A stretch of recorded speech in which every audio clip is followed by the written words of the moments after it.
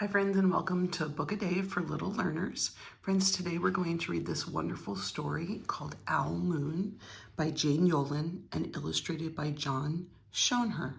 This book, you can see, has a medal on the top of it. It's actually a Caldecott winner medal book, which means that it has won medals for its beautiful illustrations. Friends, have you ever heard of an owl moon before? It wasn't something I was aware of until I read the book. So let's hear what the author says it is. It was late one winter night, long past my bedtime, when Pa and I went owling. There was no wind. The trees stood still as giant statues, and the moon was so bright the sky seemed to shine. Somewhere behind us, a train whistle blew, long and low, like a sad, sad song.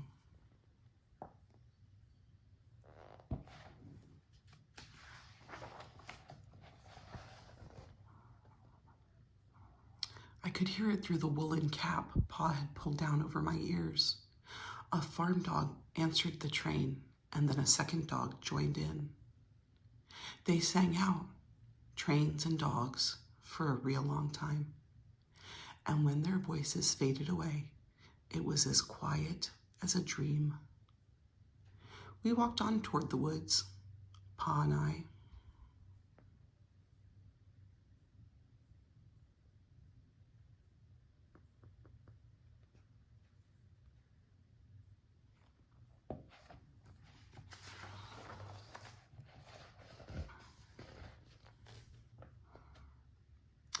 Our feet crunched over the crisp snow, and little gray footprints followed us.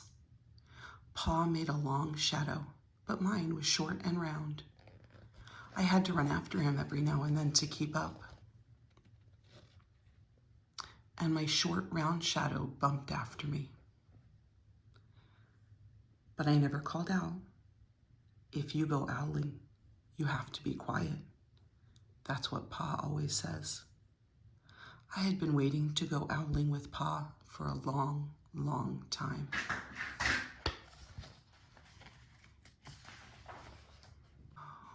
We reached the line of pine trees, black and pointy, against the sky, and Pa held up his hand. I stopped right where I was. And he looked up, as if searching the stars, as if reading a map up there. The moon made his face into a silver mask, and then he called, "Hoo, hoo, hoo, hoo, hoo," the sound of a great horned owl. "Hoo, hoo, hoo, hoo, hoo."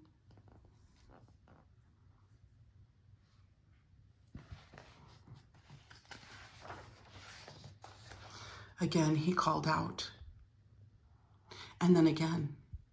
After each call, he was silent, and for a moment, we both listened. But there was no answer. Pa shrugged, and I shrugged. I was not disappointed. My brothers all said sometimes there's an owl, and sometimes there isn't.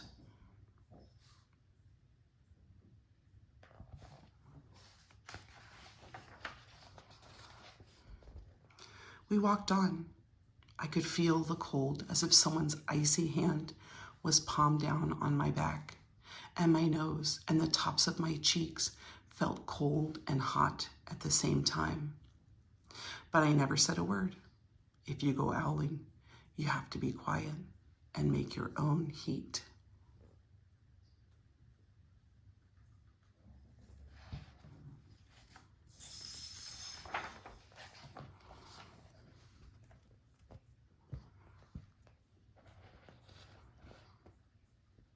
We went into the woods.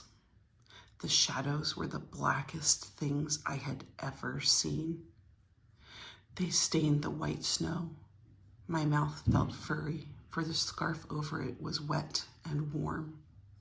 I didn't ask what kinds of things hid behind black trees in the middle of the night. When you go owling, you have to be brave.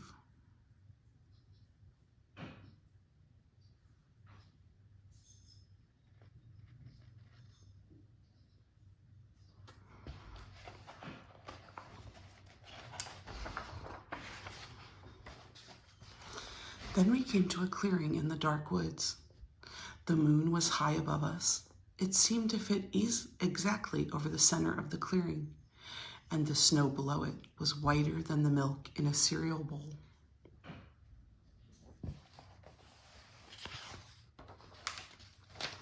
I sighed, and Pa held up his hand at the sound. I put my mittens over the scarf over my mouth and listened hard. And then Pa called, "Ooh, ooh, ooh, ooh, ooh, ooh, ooh, ooh, ooh, ooh." I listened and looked so hard my ears hurt and my eyes got cloudy with the cold. Pa raised his face to call out again, but before he could open his mouth, an echo came threading its way through the trees.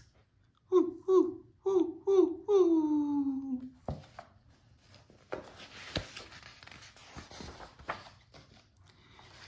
Pa almost smiled, and then he called back, "Ooh, ooh, ooh, ooh, ooh, ooh," just as if he and the owl were talking about supper or about the woods or the moon or the cold. I took my mitten off the scarf, off my mouth, and I almost smiled too.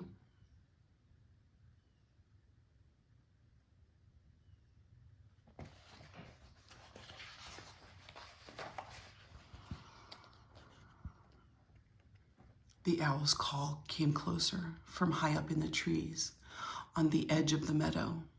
Nothing in the meadow moved. All of a sudden, an owl's shadow, part of the big tree shadow, lifted off and flew right over us. We watched silently with heat in our mouths, the heat of all those words we had not spoken. The shadow hooted again.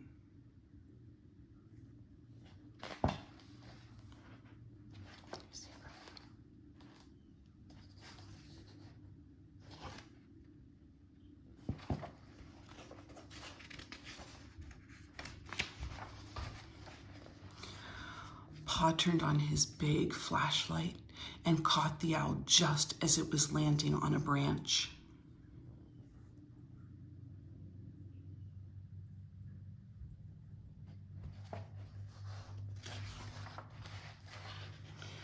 For 1 minute, 3 minutes, maybe even 100 minutes, we stared at one another.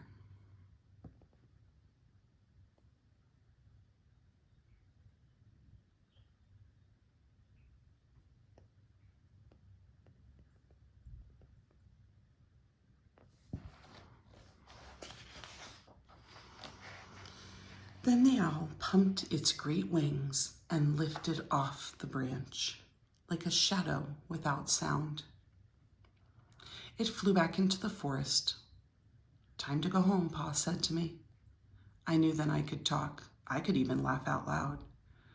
But I was a shadow as we walked home.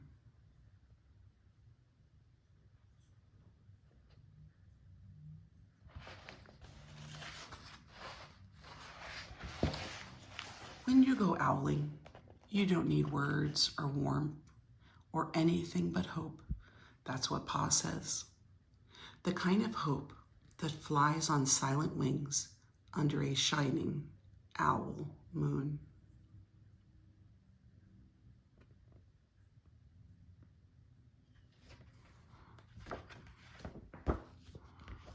Friends, this was Owl Moon by Jane Yolen and illustrated by John Schoner.